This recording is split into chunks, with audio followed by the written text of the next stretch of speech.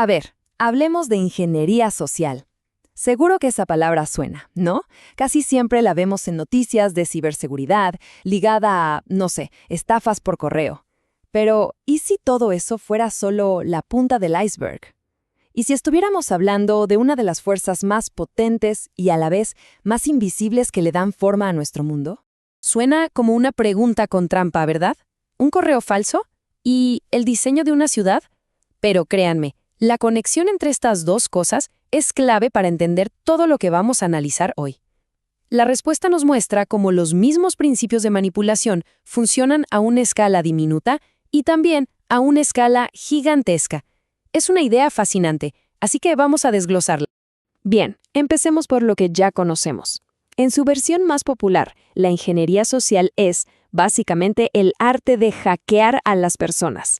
Aquí el objetivo no es romper un código de computadora, sino vulnerar la psicología humana.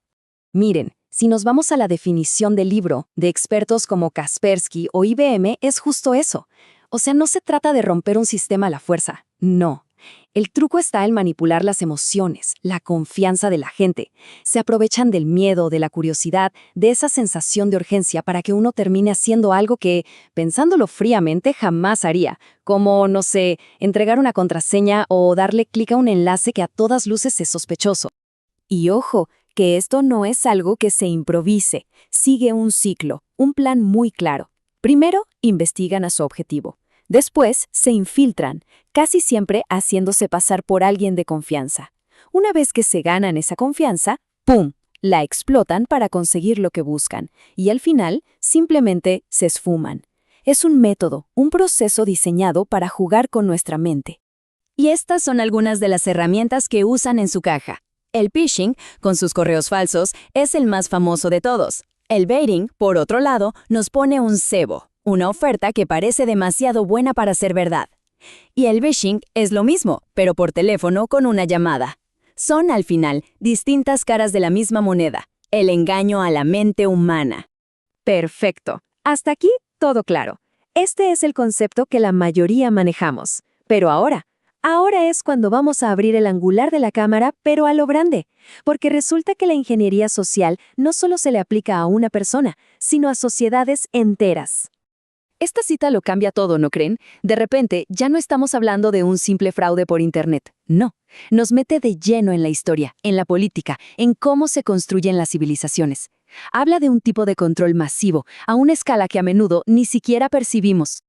Y uno se pregunta, ¿cómo es posible ejercer ese control a una escala tan grande? Bueno, el primer paso es lograr que la sociedad sea legible. Ok, detengámonos aquí, porque este concepto de legibilidad es fundamental para entender todo lo demás. Pensemos en esto por un segundo. Imaginemos un bosque, pero uno de verdad, denso, caótico, lleno de vida. Es casi imposible de medir, de ponerle un precio, de controlarlo. Bueno, pues un Estado, para poder gobernar, necesita simplificar esa realidad. Necesita de alguna forma aplanarla. Crear categorías, estándares, medidas. Básicamente, necesita que todo el desorden maravilloso de la vida real pueda caber en una hoja de cálculo. Un ejemplo histórico que es una genialidad es el de los apellidos.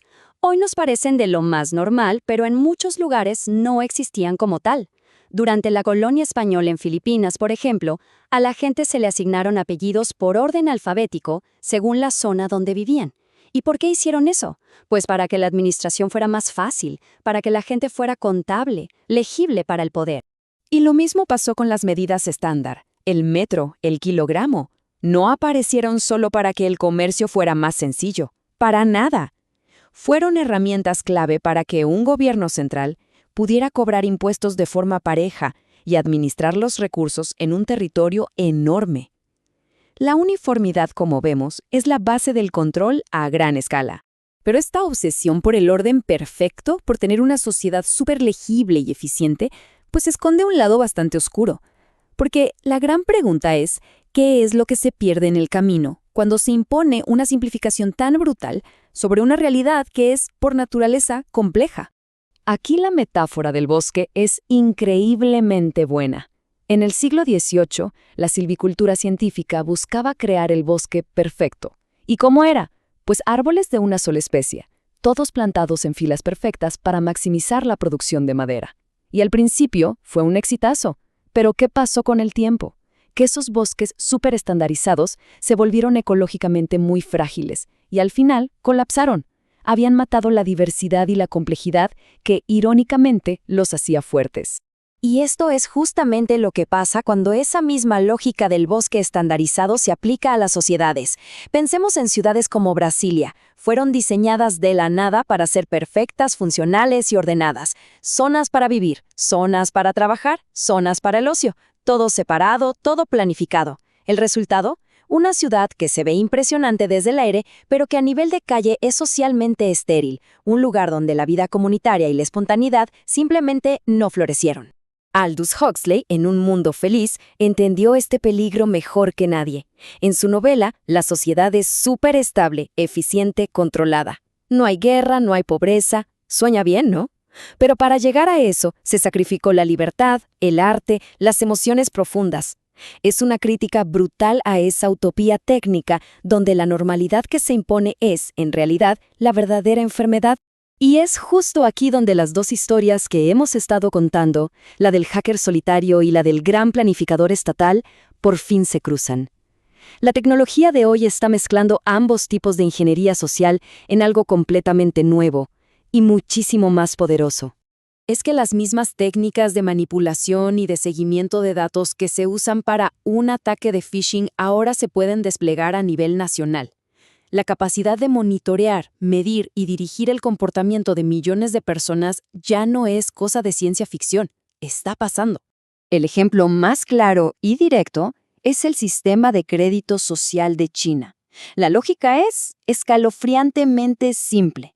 Y no se trata solo de dinero, de si pagas tus deudas. No, es un sistema de elegibilidad total, donde cada acción que se realiza, desde pagar los impuestos hasta las amistades que se tienen, se mide y se puntúa para luego recompensar o castigar.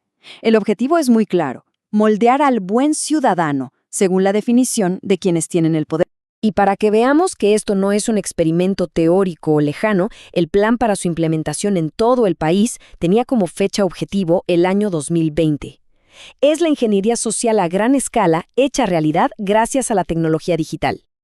Pero bueno, ante todo esto, la pregunta es, ¿está todo perdido? ¿Somos simplemente piezas en un tablero que puede ser diseñado y controlado a la perfección? Pues no tan rápido. Hay un factor clave que todos estos grandes planes suelen subestimar. Y ese factor somos nosotros, la naturaleza humana. Por más herramientas de control que existan, la capacidad de ser impredecibles sigue siendo una fuerza poderosísima.